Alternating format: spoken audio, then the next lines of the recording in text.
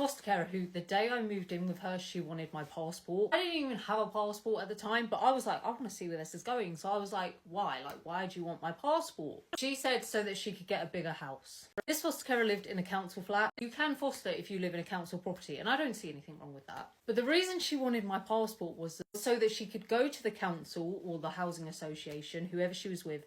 She wanted to be able to go to them and use my passport as like proof that, look, I have someone else living here. I don't know if she had a plan to get social services to back her up as well, because sorry, like that to me doesn't seem like enough proof. Like, look, here's a passport, give me a bigger house. There is a rule that foster children, they have to have their own room. So if you want to foster, you have to have a spare bedroom so that child has their own room. She lived in a 2-bedroom flat. She had a 7-year-old daughter, biological daughter.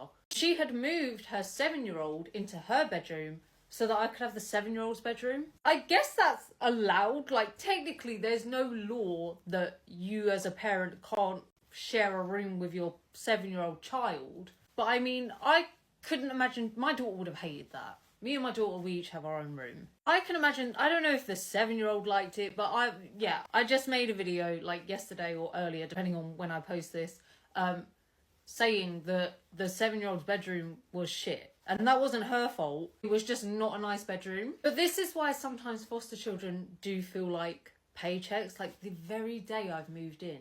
This was my first ever foster placement. You're my first ever foster carer, and this is the impression that you're giving. I need your passport so I can get a bigger home. Because I stopped living with her like 3 months later as well. So imagine if she had actually managed to get a bigger house because of me, but then she gets rid of me. And yeah, you can throw another foster child in the room, but that's not the point.